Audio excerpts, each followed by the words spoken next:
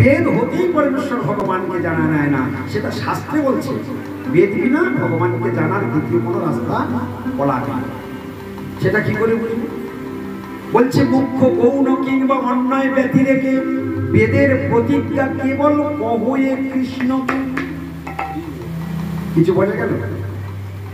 মুখ্য গৌণ কিংবা অন্যায় ব্যতি রেখে বেদের প্রতিজ্ঞা কেবল কহয়ে কৃষ্ণকে। কৃষ্ণকে জানতে গেলে বেদ থেকেই জানতে হবে। তা কিভাবে শাস্ত্রে বর্ণন আছে? বেদে কিভাবে বর্ণন আছে? কখনো মুখ্য সরাসরি রূপে, কখনো গৌণ রূপে, কখনো অন্যায় রূপে, কখনো ব্যতিরেক রূপে কৃষ্ণকে প্রকাশ করা হয়েছে বেদের মধ্যে। কিন্তু আমরা যদি নিজেরা বেদ করতে যাই, নিজেরা শাস্ত্র অধ্যয়ন করতে যাই, আমরা কোনোদিন কৃষ্ণকে খুঁজে পাবো না। ঠিক যেমন আমরা ছেলেমেয়েদের লেখাপড়া শেখাই, স্বতন্ত্রভাবে বাড়িতে পড়াই না, তার জন্য স্কুলে ভর্তি করি, তার জন্য আমরা প্রাইভেট টিউটর দিয়ে সেই বিষয়ে শিক্ষককে দিয়ে তাকে সেই বিষয়ে এক্সপার্ট করবার চেষ্টা করি, সেই শাস্ত্রে দক্ষ করবার চেষ্টা করি। এটাও ঠিক তত্ত্ব। শাস্ত্র যদি কোনোদিন শিখতে হয়, জানতে হয়, বুঝতে হয়, তাহলে শাস্ত্রের সারমর্ম হল শ্রীমদ্ ভাগবত। আর শাস্ত্রের শিক্ষক যদি শাস্ত্রের সারমর্ম কি? শ্রীমদ্ ভাগবত। আর শ্রীমদ্ ভাগবতের শিক্ষককে সাধু। তাহলে যাও ভাগবত পড়ো বৈষ্ণবের স্থানে, একান্ত আশ্রয় করো চৈতন্য চরণে, চৈতন্যের ভক্তগণের নিত্য করো সঙ্গ, তবে তো জানিবে সিদ্ধান্ত সমুদ্র তরঙ্গ। বলছে কৃষ্ণকে যদি জানতে হয়, সাধু সঙ্গে গিয়ে ভাগবত আলোচনা করো, ভাগবত শিক্ষা লাভ। শুনতে যদি হয়, সাধুর মুখে ভগবত কথা শোনো। কারণ সাধু স্বয়ং ভগবানকে নিরন্তর শাস্ত্রে আস্বাদন করেছেন, তিনি স্বয়ং ভগবানকে জীবনে ধারণ করেছেন, তিনি ভগবানের সাক্ষাৎকারের সেবায় নিজের জীবনটাকে অর্পণ করে দিয়েছেন। এই যিনি আচরণ করেন তার কাছে শিক্ষা লাভ করাটাই শ্রেয়। যিনি আচরণ করেন না তার কাছে সাধু সঙ্গ বা তার কাছে শাস্ত্র শিক্ষা করবার কোনো প্রয়োজন নাই। যিনি নিজে আচরণ করেন না তিনি কখনো শিক্ষা দিতে পারেন না। মহাপ্রভু কি বলছেন? আপনি আচরি ধর্ম জীবের শিখায়, আপনি না করিলে ধর্ম শিখানো যায়। তাই ভগবানের কথা যদি কোনোদিন শিখতে হয়, জানতে হয়, বুঝতে হয়, তবেই আমাদের জীবনটা। এখন প্রশ্ন যদি হয়, আচ্ছা ভগবান কে? ভগবান আছে কি না? কাকে ভগবান বলবো? What is the definition of god? What is the definition of god? ভগবানের সংজ্ঞা কি? কাকে ভগবান বলে? ভগবান কি যোগ্যতা থাকলে তবে ভগবান হয়? পরাশর ঋষি বললেন, ঐশ্বর্যস্য সমগ্রস্য বীর্যস্য যশস্য জ্ঞান বৈরাগ্যস্য সন্ন্যাং ভব ইতিঙ্গনা। অর্থাৎ ঐশ্বর্য, বীর্য, শ্রী, যশ, জ্ঞান, বৈরাগ্য, এই সর্বৈশ্বর্য যিনি পূর্ণরূপে বর্তমান, তিনিই হলেন ভগবান। হরি হরি বল, হরি বল। কিছু বোঝা গেল? শ্রবণ হলো কিন্তু কিছু বোঝা গেল না। ভগবান কে হতে পারে? কাকে ভগবান বলে? বলছে ঐশ্বর্য, বীর্য, শ্রী, যশ, জ্ঞান, বৈরাগ্য, এই সর্বৈশ্বর্য। ঐশ্বর্য, ঐশ্বর্য আমরা কাকে বলি? টাকা পয়সা, ধন দৌলত, জমি জমা, এইগুলোকে আমরা কি বলি? ঐশ্বর্য। কিন্তু এখানে কেন বলা হলো সর্বৈশ্বর্য? সর মানে ছয়, ছয়টি ঐশ্বর্য যিনি পূর্ণরূপে বর্তমান, তিনি হলেন ভগবান। খুব ভালো করে বুঝতে হবে। আগে ভগবানকে চিনবো, তারপর তো ভজনের কথা। যাকে চিনলে তার ভজনের কোনো প্রশ্নই আসে না। আজকের কলির মানব কেন ভগবানকে আরাধনা করে না? কেন সব ভোগের সমুদ্রে গা ভাসিয়ে বসে আছে? জানে না, মায়ার সংসারে পড়ে মায়ার দ্বারা আচ্ছাদিত হয়ে গেছে। হ্যাঁ, মায়া জবনিকা আচ্ছন্নম, একদম মায়ার দ্বারা পুরো আচ্ছাদিত হয়ে গেছে। মায়া অপহৃত জ্ঞান, শ্রীমদ্ ভগবত গীতাতে কৃষ্ণ বলছেন মায়া অপহৃত জ্ঞান। কথাটা কিরকম বলেছেন? মায়া মানে মায়ার দ্বারা অপহৃত জ্ঞান। আমাদের প্রত্যেকের জ্ঞান বুদ্ধি, প্রকৃত বুদ্ধিটা নষ্ট হয়ে গেছে, মায়ার দ্বারা জ্ঞান অপহরণ হয়ে গিয়েছে। তাই আমরা বাস্তব বুদ্ধিটাকে হারিয়ে ফেলেছি। আর ভক্তিবিনোদ ঠাকুরের ভাষায় যদি বলি, কি বলছেন? দেহ গেহ কলত্রাদি চিন্তায় অবিরত, দেহ গেহ কলত্রাদি চিন্তায় অবিরত, দেহ গেহ কলত্রাদি চিন্তায় অবিরত, দেহ গেহ কলত্রাদি চিন্তায় অবিরত, জাগিছে হৃদয়ে বুদ্ধি করি হত, জাগিছে হৃদয়ে মন বুদ্ধি করি হত। কি কথা বললো? দেহ, দেহ থাকলে দেহের চিন্তা সারাদিন করতে হয়, গৃহ থাকলে গৃহের চিন্তা করতে হয়। কলত্র, কলত্র মানে কি জানেন? কলত্র আদি ভক্তিবিনোদ ঠাকুরের ভাষা। দেহ গেহ কলত্র আদি চিন্তা অবিরত, ফুল টাইম মাথার মধ্যে চিন্তা চলছে। চিন্তা ছাড়া কোনো মানুষ নেই, কিন্তু কি চিন্তা করছে?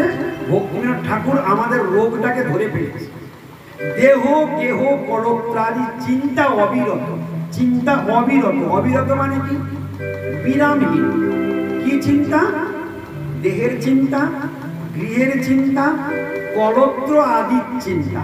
কলত্র শব্দের অর্থ কি?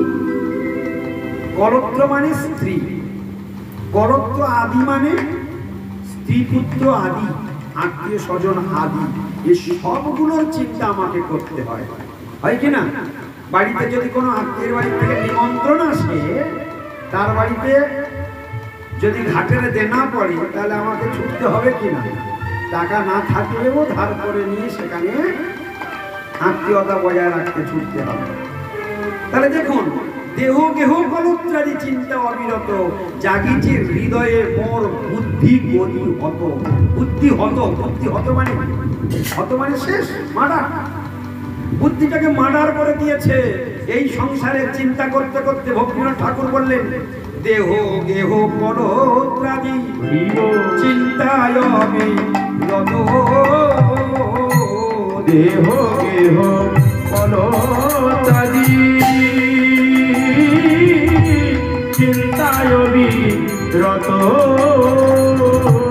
জাগিছে হৃদয়ে মন বুদ্ধি করি হত, জাগিছে হৃদয়ে মন বুদ্ধি করি হত। বুদ্ধি করি হত মানে বুঝতে পেরেছেন? হত মানে কি? শেষ, বুদ্ধি শেষ। যার বুদ্ধি মার্ডার হয়ে যায় তাকে আমরা পাগল বলি, পাগল। তাকে আমরা পাগল বলি। কোন বুদ্ধি মার্ডার হয়েছে জানেন? কোন বুদ্ধি আমাদের মার্ডার হয়ে গিয়েছে? কোন বুদ্ধি মার্ডার হয়ে জানো? জীব নিত্য কৃষ্ণ দাস তাহা ভুলি গেল, এই দোষে মায়া তারে গলায় বাঁধিল, সংসার বাসনা, এই সংসার ফাঁস গলায় আটকে গিয়েছে, কেউ সংসার ছেড়ে বেরোতে পারছে না। এই সংসারে শত মায়ার লাথি খেয়েও, শত যন্ত্রণা সহ্য করেও, শত কিছু অশান্তি সহ্য করেও এই সংসারকে আঁকড়ে পড়ে রয়েছে। এই সংসার ছেড়ে বেরোতে পারছে না। সংসার ছেড়ে পালাবার কোনো রাস্তা নাই। এই জন্য বলছেন, মায়া কি জন্য বাঁধলো আমায়? মায়া দেবী কে? মায়ার পরিচয় কি? সব কথা শুনতে হবে। বলছে এখানে কি কি বুদ্ধি মার্ডার হয়েছে? ভালো করে শুনে নেবেন। আমাদের বুদ্ধি মার্ডার হয়ে গিয়েছে। আর বুদ্ধি যার মার্ডার হয়ে যায় তাকে কি বলে? এক্ষুনি বললাম, কি বললাম? পাগল। আচ্ছা, পাগলের কথা কেউ কিছু মনে করে? পাগলের কথা কেউ কিছু মনে করে? তো আমাদেরকে বলছে বুদ্ধি করি হত, আমাদের বুদ্ধি শেষ হয়ে গেছে। কোন বুদ্ধি শেষ হয়ে গেছে? আমার দিকে তাকান। কোন বুদ্ধি শেষ হয়ে গেছে? কোন বুদ্ধি?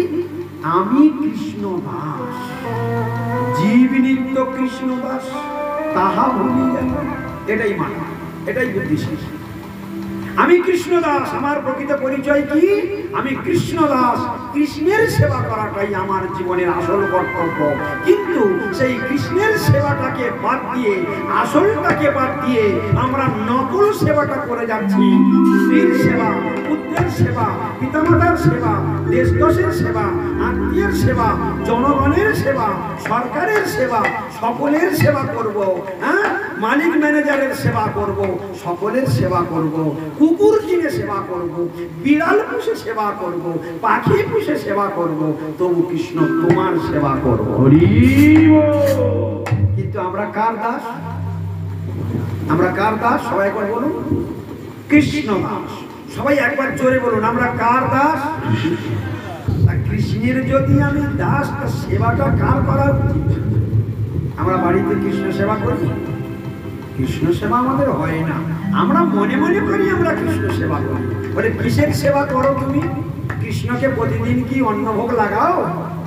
তুমি তো 3 বার 3 থালা অন্ন খাও। তাহলে কৃষ্ণ ভজন কি বলে? কৃষ্ণ আমার কে?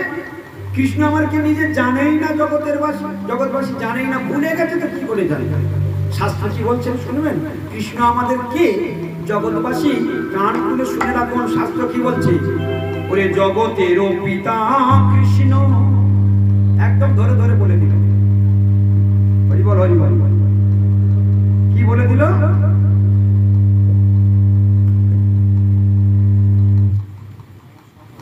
হরি বল, হরি বল। জগতের পিতা কৃষ্ণ, হরি বল, হরি বল। জগতের পিতা কৃষ্ণ, যে না ভজে পাপ। হরি বল। আমার দিকে তাকাবেন, অন্য দিকে তাকাবেন না, খবরদার। জগতের কৃষ্ণ আমাদের কি আগে শুনে নিন। জগতের পিতা কৃষ্ণ, চৈতন্য ভাগবত বলছি, চৈতন্য ভাগবত। জগতের পিতা কৃষ্ণ। তাহলে জগতে যত জীব আছে সকলের বাপের নাম কি? বলুন একবার, কৃষ্ণ। জগতে যত জীব আছে সকলের বাপের নাম কি? কৃষ্ণ। জগতের পিতা কৃষ্ণ, যে না ভজে বাপ। তাহলে আমি যদি কৃষ্ণ দাস হই, কৃষ্ণের সন্তান হই, কৃষ্ণ যদি আমার বাপ হয়, তাহলে আমার কি কৃষ্ণ পূজা করা উচিত নয়? কৃষ্ণের সেবা করা উচিত নয়? যারা করে না তাদেরকে কি বলেছে? পিতৃদ্রোহী পাতকীর জন্ম জন্ম তাপ। কজন্ম চলতে হবে? প্রতি জন্মে জন্মে এইরকম সংসার তাপ যন্ত্রণা আমাদেরকে ভোগ করতে হবে। যদি আমি কৃষ্ণ আরাধনা না করি, কৃষ্ণের সেবা না করি, কৃষ্ণের পূজা না করি, কৃষ্ণকে আদর না করি, কৃষ্ণকে নন্দিত না করি, কৃষ্ণের যদি দোষণ না করি, কৃষ্ণের যদি শুভ বিধান না করি, তাহলে আমার এ জন্মে নয়, এ জন্মে জ্বলতে হবে, জনম জনম জ্বলতে হবে। পিতৃদ্রোহী পাতকীর জন্মে জন্মে তাপ। দেখলে তো, জন্ম জন্ম চলতে হবে। তাই এই জন্মেই আমাদেরকে বাজি রাখতে হবে। এই জন্মটাকে আমাকে কৃষ্ণের জন্য দিতে হবে, হবে, হবে। এ জন্মে কৃষ্ণ ভজন করে তবে মরব। কৃষ্ণ ভজন করে মরার নাম হলো বীরের মতো মরণ। আর কৃষ্ণের ভজন না করে যদি মরে যাই, কাপুরুষের মতো মরণ। কেন? কৃষ্ণের ভজন না করে যদি আমি মরে যাই, যমদূত আমাকে ঠ্যাঙে দড়ি বেঁধে, পায়ে দড়ি বেঁধে, হাতে দড়ি বেঁধে পিটতে পিটতে নিয়ে যায়। বড় অসম্মান। আমি কৃষ্ণের সন্তান পেয়ে আমাকে জম মারতে মারতে নিয়ে যাচ্ছে। এ বড় লজ্জা, এ বড় অসম্মানজনক ব্যাপার। আমি কৃষ্ণের দাস। দাস হওয়াটা এত সোজা কথা নয়। শাস্ত্রে বলছে, অল্প করি না মানিও দাস হেন নাম, অল্প ভাগ্যে দাস নাহি করে ভগবান। দাস হওয়াটা এত সোজা কথা নয়।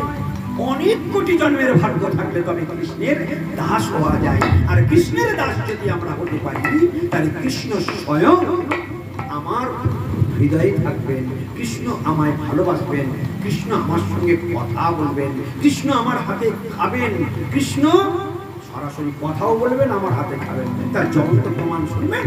শুনুন, কৃষ্ণের দাস হতে গেলে, দাস হলে কত লাভ, কত বড় ভাগ্য, একটু শুনুন। কোন এক সময় জগন্নাথ মিশ্রের বাড়িতে একটি বিপ্র এসেছিল। তার নাম দৈত্রিক বিপ্র।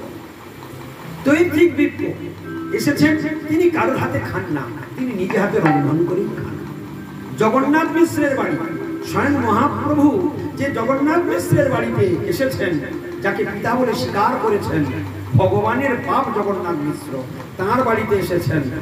সেখানে সেই দৈত্রিক বিপ্র বলছে, আমি নিজে হাতে পাক করেই খাই, আমি কারোর হাতে খাই না। জগন্নাথ মিশ্র বিনয় করে নম্রতার সঙ্গে বললেন, ঠিক আছে, তাই হবে, আমি সব জোগাড় করে দিচ্ছি, আপনি নিজ হাতে রন্ধন করে আপনি ভোগ লাগিয়ে প্রসাদ পাবেন। জগন্নাথ মিশ্র সব জোগাড় করে দিয়েছে, খুব সুন্দর করে রন্ধন করেছে। রন্ধন করে যেই ভগবানকে নিবেদন করেছে, গোপাল মন্ত্রে তিনি দীক্ষিত ছিলেন, যেই গোপালকে নিবেদন করেছে, সঙ্গে সঙ্গে ওই জগন্নাথ মিশ্রের ছোট্ট পুত্র বালক নিমাই হামাগুড়ি দিতে দিতে ছুটে এসে একবার সঙ্গে সঙ্গে সেই প্রসাদটা খেতে শুরু করেছে। যখনই খেতে শুরু করেছে তখন ওই দৈত্য বিপ্র হাই হাই হাই হাই হাই হাই হাই হাই হাই বালকটা খেয়ে নিল, যা যা যা, ভগবানের লোকটা খেয়ে নিল। জগন্নাথ মিশ্র ছুটে এসেছে, জগন্নাথ মিশ্র তাড়া করেছে, শিশু পালিয়ে গেছে। এরপর জগন্নাথ মিশ্র দৈত্য বিপ্র বলছে, আচ্ছা আপনি তো বিজ্ঞ, ও নয় শিশু, ওকে তারা ভর্ষণ করে দিলাম, হ্যাঁ ঠিক আছে, আজকের আমার কপালে অন্য লেখা নেই, ঠিক আছে আজকের আমি একটু ফলমূল খেয়ে নিচ্ছি। আর তখন জগন্নাথ মিশ্র হাত জোর করে বলছে, কৃপা করে আপনি আর একটিবার এবার রান্না করুন। এদিকে বলে জগন্নাথ মিশ্রের খুব অনুনয় বিনয় একেবারে রান্না করা শুরু করে দিলেন। আর নিমাইকে ঘরের মধ্যে আটকে রাখলেন, আর সমস্ত ঘরের তালা চাবি দিয়ে রাখলেন, আর বাইরে সমস্ত মহিলাদেরকে রেখে দিলেন। দেখো নিমাই যেন আবার না ওই ঠিক খাবারটা নষ্ট না করে, খুব চঞ্চল বলে কি হলো, আবার সেই রন্ধন আরম্ভ হলো। আবার সেই রন্ধন করে তখন রাত্রি 10টা বেজে গিয়েছে। দ্বিতীয়বার রান্না করে আবার যেই ভোগ লাগিয়েছে, যেই নিবেদন করেছে, আবার সেই বালক নিমাই এসে সঙ্গে সঙ্গে সেই খাবারটা খেতে আরম্ভ করেছে। দেখুন ভগবানকে ডাকলে ভগবান খায় কি না, আগে শুনুন মন দিয়ে ভগবান যেই নিবেদন করেছে সঙ্গে সঙ্গে ভগবান সে খাওয়া আরম্ভ করেছে। আবার চিৎকার হায় হায় হায় হায় হায়, আবার খেয়ে নিল, আবার খেয়ে নিল। আবার জগন্নাথ মিশ্র দৌড়ে এসে তখন নিমাই পালিয়ে গেছে। কি খারাপ লাগছে জগন্নাথ মিশ্রের, বলুন তো, দুইবার রান্না করার অনুরোধে, অথচ উপবাসী থাকবে, খাওয়া হলো না, অন্য মঙ্গল হলো না। কিন্তু সেই দৈত্য বিপ্র বলছে, দেখো আমার কোনো দুঃখ নাই, ওই বালকের কি বা দোষ, আমার কপালেই আজকে প্রভু অন্য লেখে নাই। প্রভু যারে যে দিবস না লিখে, আহা রাজপুত্র হইলেও উপবাসিতা, রাজপুত্র হলেও তাকে উপবাসী থাকতে হবে যদি প্রভু কপালে অন্ন লিখে না রাখে। তাই দৈত্রিক বিপ্র বলছেন, আজ আমার কপালে অন্ন লেখা নেই প্রভু, তাই আজকের আর রন্ধনের দরকার। এরপরে নিমাইয়ের বড় দাদা বিশ্বরূপ, জগন্নাথ মিশ্রের বড় পুত্র বিশ্বরূপ এসে এমন করে বিশ্বরূপের দিব্য জ্যোতি, দিব্য তেজ অঙ্গে, এত তার রূপের বাহার, এত তার লাবণ্য, যা দেখলে নয়ন ফেরানো যায় না, সেই বিশ্বরূপ এসে ওই দৈত্রিক বিপ্রের হাত ধরে অন্যায় বিনয় করছে, আপনি আর একটিবার রন্ধন করুন, আর বলবো না, আপনি একটিবার রন্ধন করুন। আচ্ছা আপনারা কেউ পারবেন এই ধৈর্য রাখতে? এবার কত বাজে? রাত 10টার সময় যদি রান্না শুরু হয়, এবার বাজবে তো গভীর রাত হয়ে যাবে। এমন করে বিশ্বরূপ অন্যায় বিনয় করেছে, সেই দৈত্রিক বিপ্র আবার রন্ধন করবে, রন্ধন করেছেন। এইবার ভগবান মনে মনে করছেন আবার তো ডাকবে, তাই ভগবান কি করলেন, ঠিক যেমন কংসের কারাগার থেকে যখন নন্দালয়ে কৃষ্ণকে রাখার জন্য তিনি বললেন বসুদেবকে, যাও এই রাত্রে আজকের নন্দালয়ে আমাকে রেখে এসো। সেই ঘন ঘন গর্জন, সেই বজ্রপাতের শব্দ, সেই বৃষ্টিপাতের বাহার, তার মধ্যেই নন্দ মহারাজের গৃহে নিয়ে চললেন বসুদেব, সেখানে রেখে এসেছিলেন। তো এইখানেও ঠিক সেই তদ্রূপ ভগবান যেমন প্রহরীদেরকে যোগনিদ্রায় ঘুম পাড়িয়ে দিয়েছিলেন, আজকে মহাপ্রভু কি করলেন, যোগনিদ্রায় সমস্ত সকলকে অচেতন করে দিলেন, সবাই ঘুমিয়ে পড়ল। গভীর রাত্রে সেই রাত 12টার সময় যখন ভোগ লাগিয়েছে, সঙ্গে সঙ্গে বালক নিমাই এসে আবার খাওয়া শুরু করেছে। বুঝতে পারছেন, ভগবানের মন্ত্র আর ভগবানের মধ্যে কোনো তফাৎ নেই। এই কথাগুলো শাস্ত্রে বর্ণনা আছে। চৈতন্য ভাগবত এখানে রয়েছে চৈতন্য ভাগবত, পড়ে দেখবেন। আমি এই শাস্ত্র থেকে আপনাদের এই লীলাটি শ্রবণ করাচ্ছি। তো সেই চৈতন্য ভাগবতের মধ্যে কি দেখলাম আমরা? তৃতীয়বারে যখন হায় হায় বলে চিৎকার করে উঠেছে, আর কোথাও কেউ আর সাড়া দেয় না, তখন সেই বালক নিমাই বলছেন, তুমি বারে বারে কেন আমায় ডাকো, আর বারে বারে চিৎকার বা তুমি কেন করো? তুমি কে, আমি কে তুমি জানো? তুমি আমাকে চেনো? সঙ্গে সঙ্গে বলেই মাত্র মহাপ্রভু সঙ্গে সঙ্গে অষ্টভুজ মূর্তি ধারণ করে দিলেন। চারিদিকে চারিয়েছে দুটো দুটো হাত, চার অষ্টভুজ ধারণ করে রেখে দিলেন। শোনো বিপ্র, তুমি জন্মে জন্মে আমার দাস। যখন দাপর লীলাতে আমি ছিলাম, তখনই তুমি তৈরি বিপ্ররূপে নন্দ মহারাজের গিয়ে এসেছিলে। সেদিনও আমি তোমার হাতে অন্ন গ্রহণ করেছিলাম। আজ আমি এই গৌর লীলাতে এসেছি, এখানে আমি ছন্ন অবতারে এসেছি। এখানে আমি ভগবত অবতারে আসি নাই, আমি গুপ্ত অবস্থাতে এসেছি।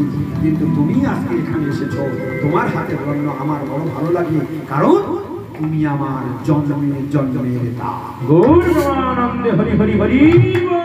এই কথাটাই হলো মারাত্মক, তুমি আমার জন্মে জন্মের দাস। এই শব্দটা আপনারা মনে রাখবেন। ভগবান কি বললেন দৈত্যবৃন্দকে? তুমি আমার এ জন্মের নয়, জন্মে জন্মের দাস। তাই প্রতি জন্মেই আমি তোমার হাতে অন্ন গ্রহণ করি, প্রতিবারই গ্রহণ করি। এবারেও গ্রহণ করলাম।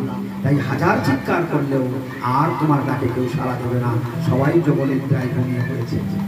তাই শোনবিপ্র, আজকে এই যে তুমি আমায় আমার রূপ দর্শন করলে, অষ্টভুজ মূর্তি দর্শন করলে, এই কথা তুমি আর কাউকে কোনোদিন জানাবে না। তুমি কোনোদিন বলবে না তুমি আমার অত্যন্ত প্রিয়, তুমি আমার দাস। তাই আজকের আমি আমার এই রূপ তোমাকে আমি কৃপা করে দেখালাম, কিন্তু আমি ছন্ন অবতারে রয়েছি। হ্যাঁ, তাই এটা তুমি কাউকে বলবে না। যদি এই কথা তুমি কাউকে বলো, তাহলে তুমি হয় পাগল হয়ে যাবে, নতুবা তুমি অতি শীঘ্র মারা যাবে, নতুবা তুমি বোবা হয়ে যাবে। গুপ্ত কথা কাউকে বলতে নাই। নিজের ভজন কথা, আপন ভজন কথা না কহিবে যথা কথা। যদি কোনোদিন ভগবানের কোনো গুপ্ত স্বপ্ন ভাগ্যক্রমে দেখতে পাও, তাহলে কোনোদিন কোনো কালে কাউকে সেটা সহজে বলবে না। ওটা যদি বলতে হয়, একমাত্র অন্তরঙ্গ বৈষ্ণব গুরুদেব ছাড়া ওই স্বপ্নের কথা আর কাউকে গল্প করা উচিত নয়।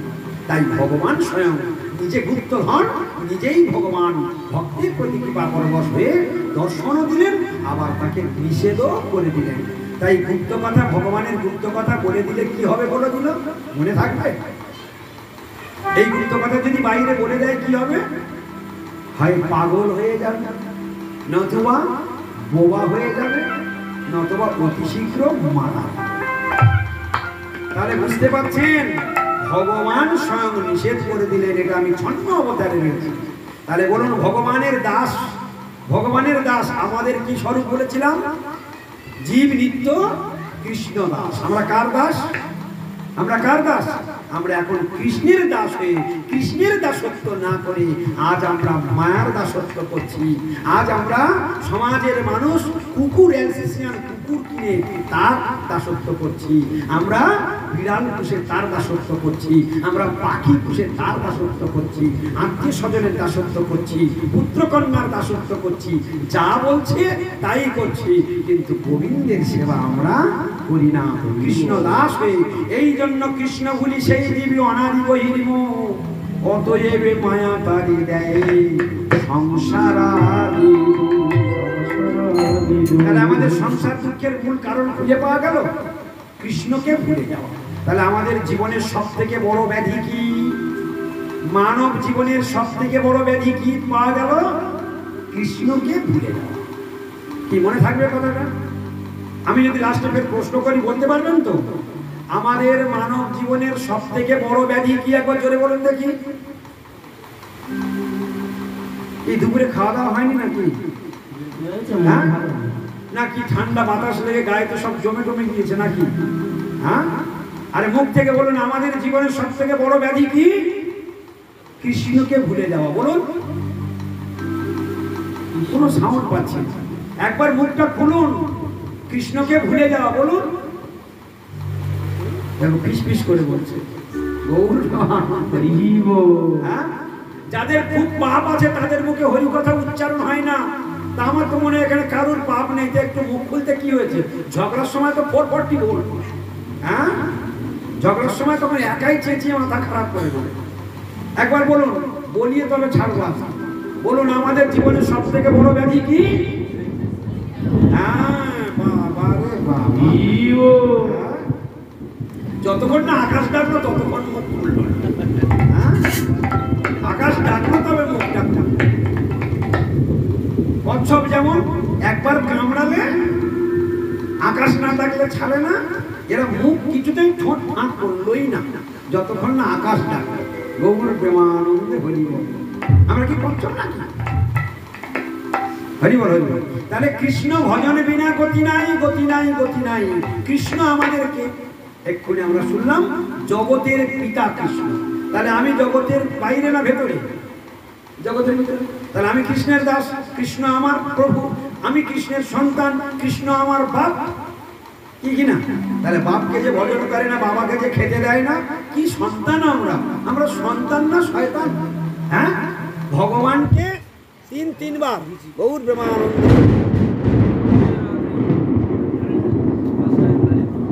হরে কৃষ্ণ।